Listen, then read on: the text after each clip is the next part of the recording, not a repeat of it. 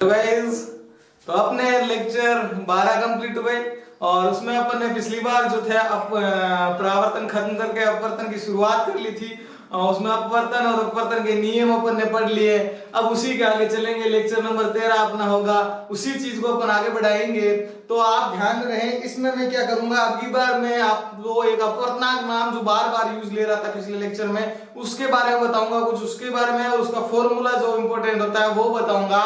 उसके बाद में इंटरेस्टिंग चीज बताऊंगा बहुत, कि भाई साहब जो अपन तारे देखते हैं आकाश में, वो टिमटिमाते क्यों हैं, तारे क्यों टिमटिमाते हैं, अपने को जो छपक छपक करते हुए क्यों दिखाई देंगे, वो भी मैं आपको बताऊंगा। दूसरी चीज, सूर्य उदय होता नहीं है, उससे पहले ही अपने को दिखाई देता है, ये आपको पता नहीं होगा, ध्यान में रखो। सूर्य उदय होने से 2-4 मिनट पहले ही अपने को दिख जाता है। इसकी वजह क्या है वो भी मैं आपको बताऊंगा। सूर्य अस्त होने के बाद भी अपने को 2 मिनट तक दिखाई देगा, वो क्यों दिखाई देगा उसकी वजह भी मैं आपको बताता हूं।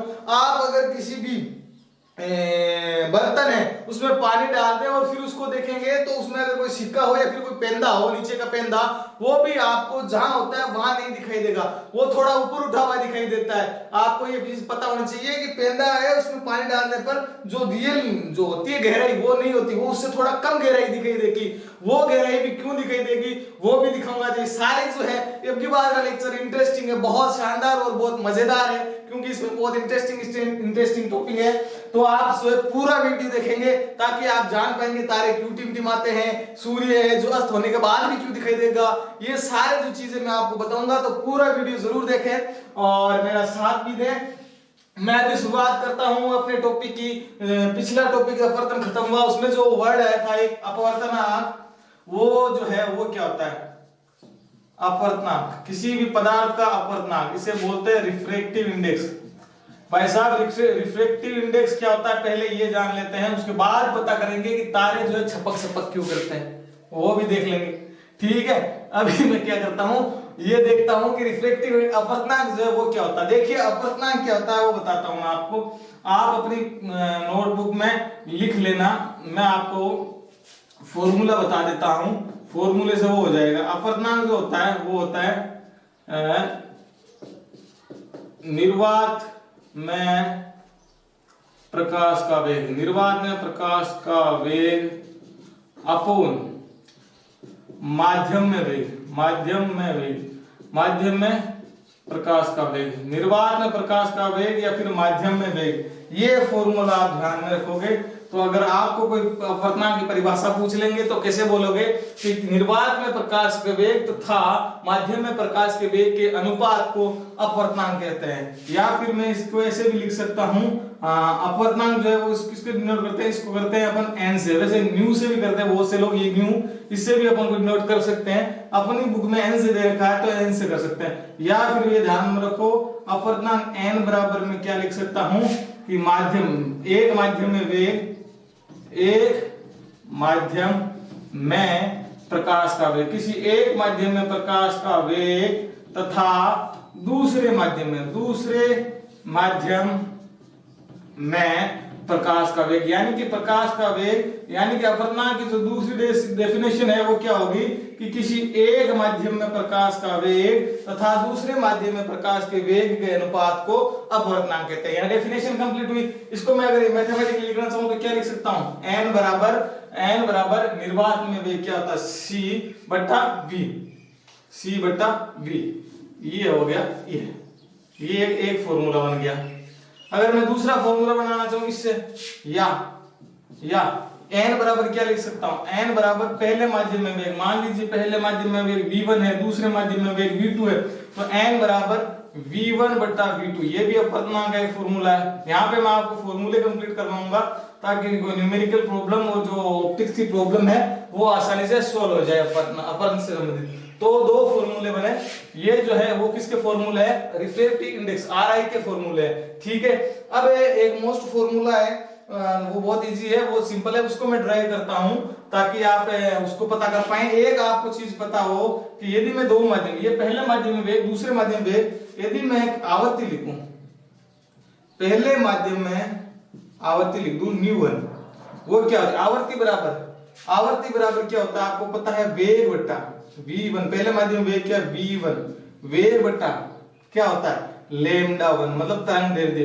क्योंकि आपको ये पता होना चाहिए, ये फॉर्मूला ध्यान में रखो, आवर्ती बराबर होता है वेग बट्टा तरंग दैर्ध्य, तरंग वेवलेंथ।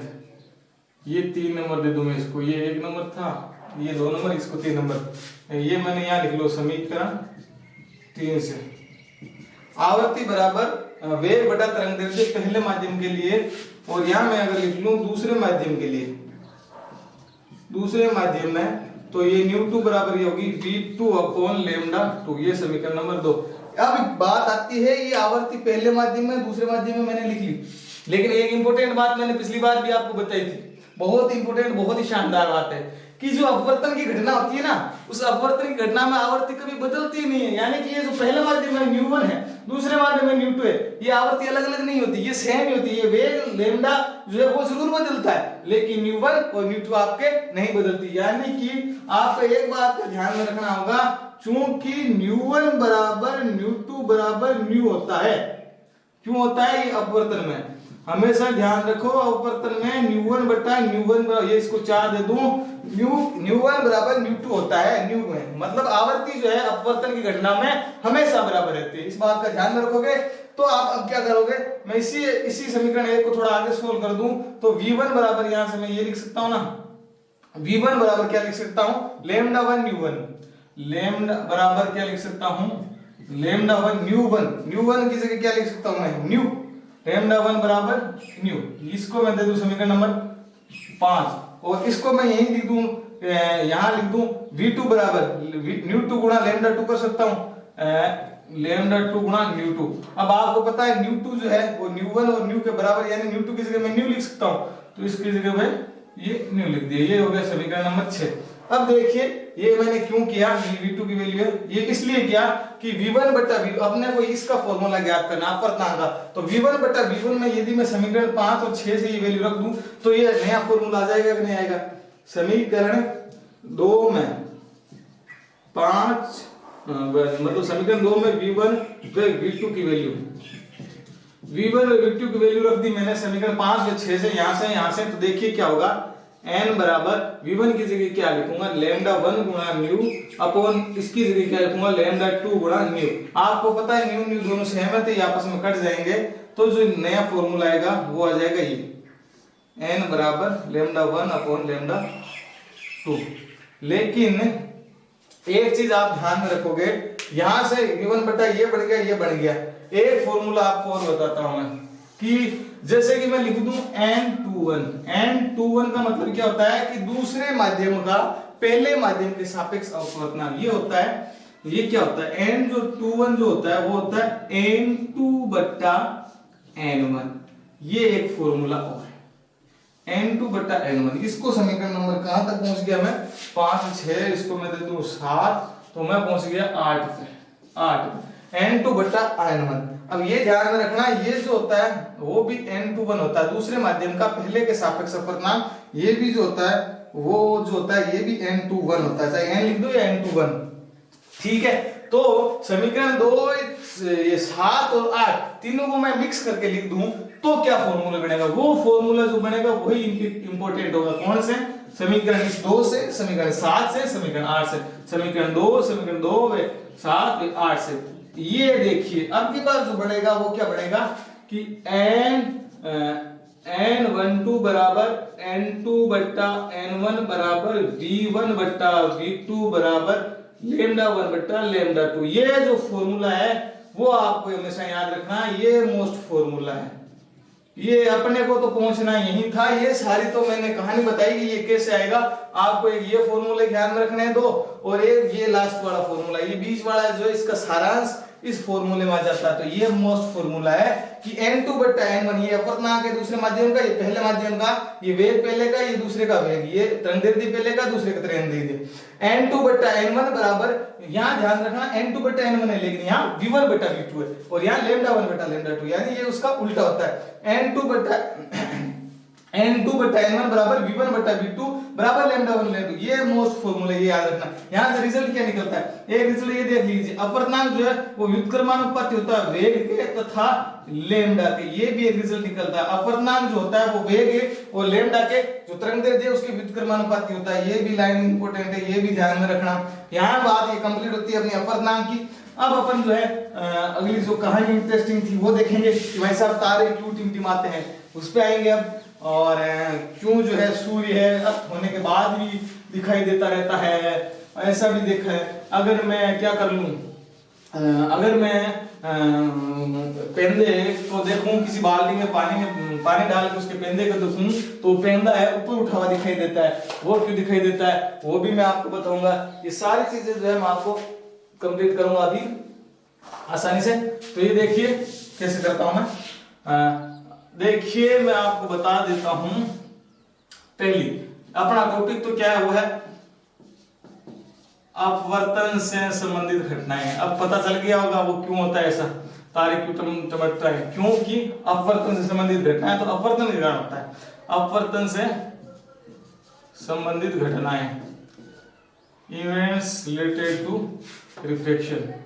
अपवर्तन से संबंधित घटनाएं, अपवर्तन से संबंधित घटनाएं हैं, उसमें पहली इंटरेस्टिंग घटना वही पढ़ेंगे अपन कि तारे क्यों टिमटिमाते हैं। पहली, तारे क्यों टिमटिमाते हैं ये जानना है, ये जानना है। तो देखिए पहली ये घटना है तारे का टिमटिमाना। क्यों टिमटिमाता है वो मैं आपको बताता हूं, ध्यान से देखना। जो ये मान लीजिए कोई ऐसा, आपको पता है तारा ऐसा कुछ बड़ा होता है, ये मान लीजिए कोई तारा है, स्टार तारा। यहां पे आदमी खड़ा है, यहां पे ये आदमी खड़ा है, इसकी आंख यहां है,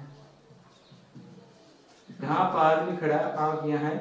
ये नीचे जो है ये क्या है, पृथ्वी। यहाँ पे आदमी खड़ा है, कहाँ पे खड़ा है, ये पृथ्वी पे खड़ा है। ठीक है, आपको समझा रहा हूँ। यहाँ पे देखिए ऊपर की तरफ आकाश में तारा है, नीचे आदमी अपन खड़े हैं, अपन तारे को देखते हैं, तारा टिमटिमाता हुआ दिखाई देता है। कारण उसका मैं बता दूं, उसका कारण है अपवर्तन। अपवर्तन, यहाँ वह नहीं लिखा मैंने, अपवर्तन। उसका कारण क्या है, अपवर्तन। अब अपवर्तन के कारण तारा टिमटिमाता दिखाई देता है, ये तो आपको वजह पता चल जाएगी। लेकिन कैसे भाई साहब, कैसे दिखाई देता है अपवर्तन का कारण, क्या कारण है, अपवर्तन में क्या होता है कि तारा अपन को टिमटिमाता दिखाई देता है, उसकी वजह भी मैं बता देता हूँ। देखिए तारा और पृथ्वी जो है, तारा बहुत ऊपर होता है, पृथ्वी होती है, इसके बीच में आपको पता है 5-7 वो सतह आती है, जैसे कि शोभ मंडल, समताप मंडल, बीच में मध्य मंडल, फिर आयन मंडल आता है, उसके बाद में ऊपर वाला बाह्य मंडल आता है। तो यानी कि तारा जैसे ऊपर ये बहुत सारी सतह आती है, यहाँ पे बहुत सारी सतह, 5-4 सतह आती है। जैसे ऊपर वाली जो मतलब बाहर आपको पता है बाह्य मंडल होता है, बाह्य मंडल जो होती है वो सतह होती है। नीचे वाली जो सतह होती है अपन जहाँ पर वो शोभ मंडल है, बीच में कहीं समताप आती है, बीच में कहीं यहाँ समताप आती है, फिर कहीं मध्य आती है। ऐसे ये जो है बहुत सारी बाह्य मंडल, मध्य मंडल, समताप मंडल, शोभ मंडल, आयन मंडल, ये बहुत सारी सतह आती है। तो ये जो सतह होती है, इन सभी सतहों में प्रकाश की किरण जो होती है, यहाँ तारे से जो तारा चमकता है उसकी से जो प्रकाश आता है उसका वेग हर सतह में अलग अलग होता है। अलग अलग होने की वजह क्या है, इन सब का जो है अपवर्तनांक अलग होगा। अगर इसका n1 है तो इसका n2 होगा, इसका n3 होगा, इसका n4 होगा। हर जो सतह है उसका जो अपवर्तनांक होगा वो क्या होगा, अलग अलग। ये शोभ मंडल है, मान लीजिए इसका अपवर्तनांक n4 है। ठीक है, तो हर सतह का अपवर्तनांक अलग है। तो हर सतह का अपवर्तनांक अलग अलग होने की वजह से इनमें प्रकाश की किरण का वेग अलग अलग होगा। और मैंने एक चीज आपको बताई थी कि जैसे यहां से ये प्रकाश की किरण आई, जब प्रकाश की किरण विरल है या कोई विरल है सघन है, मान लो कुछ भी हो, ऊपर वाला विरल नीचे वाला सघन, ऊपर विरल से सघन की ओर बढ़ते हैं, वैसे नीचे वाला सघन होता है, ऊपर वाला विरल। तो देखिए जब प्रकाश की किरण एक माध्यम से दूसरे माध्यम में प्रवेश करती है, इस माध्यम से इस माध्यम दूसरे माध्यम में प्रवेश करती है तो अपवर्तन की घटना होती है। और उस अपवर्तन की घटना के कारण प्रकाश की किरण या तो अभिलंब की ओर मुड़ जाती है या उससे दूर चली जाती है। यानी इसको जाना तो ऐसे था लेकिन ये ऐसे नहीं जाएगी, ये मुड़ जाएगी। ऐसे मुड़ जाएगी। अब ये जो है ये पहला था, अब ये जो है दूसरे माध्यम में आई थी, अब अपन ये तीसरे माध्यम में जाएगी। जब तीसरे माध्यम में जाएगी तो ये दूसरे से तीसरे माध्यम में जाएगी तो ये फिर से मुड़ेगी, फिर से मुड़ेगी। क्यों मुड़ेगी? अपवर्तन के कारण। अब तीसरे से जब ये फाइनल चौथे माध्यम में जाएगी अपनी आंख की तरफ, तो ये क्या करेगी? फिर मुड़ेगी। तो अब जो है इससे ये एक प्रकाश की किरण तो आएगी नहीं, तारे से एक तो आती नहीं, फोटॉन्स के रूप में बहुत सारे प्रकाश की किरण आएंगी। तो ऐसे करके ये एक निकली, फिर एक जो है वो इधर कहीं से आएगी, एक इधर से कहीं से आएगी, एक इधर कहीं से आएगी, ये बहुत सारे जो प्रकाश की किरण है इससे नीचे आएगी। तो आपको पता है कि इस आदमी की आंख पर इस पर तारे से निकलने वाला प्रकाश की जो है वो कभी इस दिशा से आएगा, कभी इस दिशा से आएगा, लेफ्ट राइट कहीं ना कहीं दूर अलग अलग दिशाओं से आएगा। इस वजह से जो है तारा अपने को टिमटिमाता हुआ दिखाई देगा। तो यानी कि आपको उत्तर मिल गया, तारा क्यों टिमटिमाता है? तारा टिमटिमाता है अपवर्तन के कारण। पता चल गया, अपवर्तन के कारण। लेकिन अपवर्तन के कारण कैसे होता है वो मैंने बता दिया, क्योंकि बहुत सारी इसमें परतें बनी है, बहुत सारी परतों में जो है तारे से आने वाले प्रकाश का वेग जो है वो अलग अलग होता है, तो उसका अपवर्तन होता है। अपवर्तन होने के कारण जो आंख पर पड़ने वाला प्रकाश है वो अलग अलग साइड से पड़ता है, तो अपने को जो तारा है वो टिमटिमाता हुआ, छपछपाता हुआ दिखाई देता है। ये अपना कंप्लीट हुआ, पता चल गया तारे क्यों टिमटिमाते हैं। ये अपना पार्ट जो है वो कंप्लीट हुआ। अब जो है इसका दूसरा मैं आपको दे रहा था, सूर्य उदय और सूर्यास्त पहले दिखाई देना। दूसरा क्या था? सूर्योदय, सूर्योदय से पहले तथा अस्त के बाद, अस्त के बाद दिखाई देगा। अब देखिए सूर्य उदय होता ही नहीं है, उससे 2-4 मिनट पहले ही दिखाई दे देता है। सूर्य अस्त हो गया उसके 2-4 मिनट बाद भी अपन को दिखाई देता है। ये बात अपन तो फील नहीं कर पाते, क्योंकि अपन देखते हैं तो अपन तो यही सोचते हैं कि अभी अस्त हुआ या फिर अभी उदय हुआ। लेकिन सच्चाई यही है कि सूर्य उदय होता नहीं है, रियल में जो है धरती के क्षितिज के बराबर अपने बराबर आता ही नहीं है, उससे पहले ही अपने को दिखाई दे जाता है। वो धरती से नीचे है, अपन जहाँ खड़े उससे नीचे है, फिर भी अपन उसको देख लेते हैं। ये बात सच्चाई है। और ये होता क्यों है? क्योंकि अपवर्तन संबंधित घटनाएं पढ़ते हैं, तो ये होता है अपवर्तन के कारण। तो पता तो चल गया कि किसके कारण होता है, ये अपवर्तन के कारण होता है। लेकिन वही बात होता अपवर्तन के कारण है, इसका उत्तर अपन को मिल गया। फिर ये बात इसी तरह बताना पड़ेगा कि भाई होता अपवर्तन के कारण है, लेकिन कैसे होता है वो मुझे बताना पड़ेगा ना। तो देखिए उसको बताने के लिए मैं आपको यहाँ पे बताता हूँ। मान लीजिए ये अपनी गोलाकार अंडाकार होती है, वैसे पृथ्वी गोलाकार होती नहीं है पूरी, ये चीज भी आपको पता होना चाहिए। पृथ्वी गोल नहीं होती, अंडाकार होती है। ये पृथ्वी है, मान लीजिए ये पृथ्वी है, ठीक है। इस पृथ्वी पे आप खड़े हैं, ये मांगीलाल खड़ा है, यहाँ पे ये मांगीलाल खड़ा है। आप इस मांगीलाल को क्या करना है? इस मांगीलाल को सूरज दिखाई देता है। सूरज देखो, ये पृथ्वी का क्या है? क्षैतिज। क्षैतिज मतलब जहां पर ये खड़ा है, ये पृथ्वी का क्या है?